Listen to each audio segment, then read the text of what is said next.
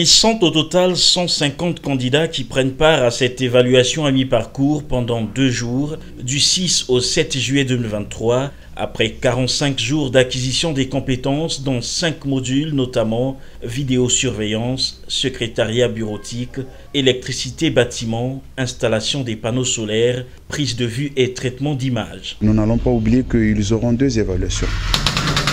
Ils auront 2 évaluations. C'est l'évaluation à mi-parcours, il y aura une évaluation finale.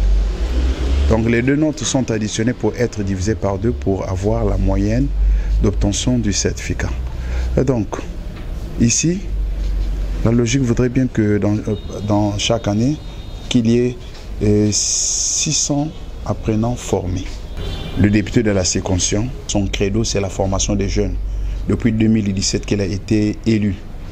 Et au renouvellement de sa mandature, en 2022, c'était la continuité de son programme. C'est pourquoi l'objectif principal de ces formations, c'est rendre indépendants les jeunes de la circonscription. Voilà.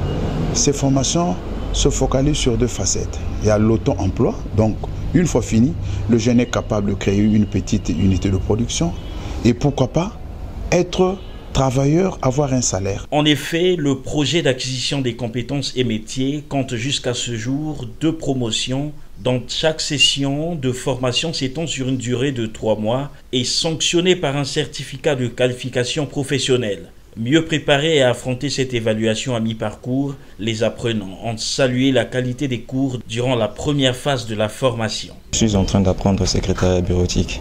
Ce qui a fait que je finisse à temps, c'est parce que j'ai l'habitude d'étudier mes leçons. À chaque fois, depuis que j'étais sur le banc de l'école, c'est ce que je faisais. En fait, c'est mon seul secret. C'est ce qui me permet de bien travailler et en ayant confiance que ce que je fais est juste. On a commencé à 11h30, il était question de finir à 13h30. J'ai traité cela en moins de 25 minutes. Ah oui, j'ai fait de mon mieux. Je dirais que c'est une très bonne initiative. Ça permet vraiment aux jeunes, surtout à ceux qui n'avaient pas peut-être d'idées dans la vie, de se lancer pour apprendre un métier.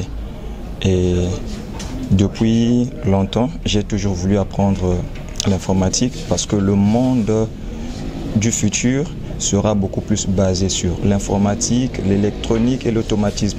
Donc ayant cette vision, c'est ce qui m'a permis à venir ici et apprendre cela. L'évaluation en soi, c'est pas vraiment difficile, c'est les choses qu'on a eu à donner en classe en amont. Donc c'est juste genre une répétition, ça n'a pas vraiment été difficile.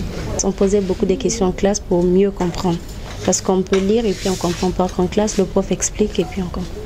Il sera question de jauger le niveau des apprenants, enjeu de la session d'évaluation à mi-parcours de la formation relative au projet d'acquisition des compétences et métiers initié par l'élu de la première circonscription de Luandili, Anatole Koliné-Makosso.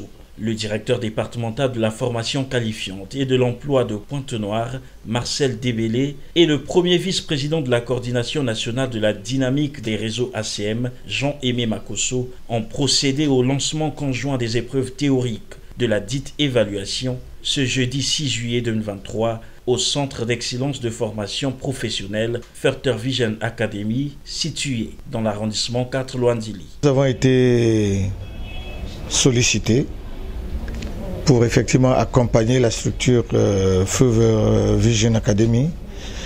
Et dans ce cadre, nous nous sommes dit, il faut aller vers l'obtention effectivement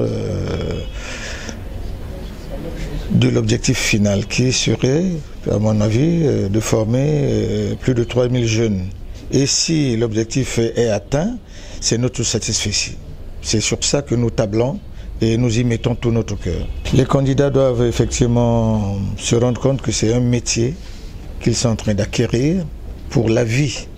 Donc il faut y mettre du sérieux. Rappelons que cette volonté du député de Luandili 1 s'inscrit dans la lutte contre le chômage et la formation du capital humain tel que voulu par le président de la République, Denis Sassou Nguesso. Le projet d'acquisition des compétences et métiers est destiné à 3000 jeunes de cette circonscription électorale au cours de cette 2e mandature de 5 ans du député Anatole Koliné-Makosso.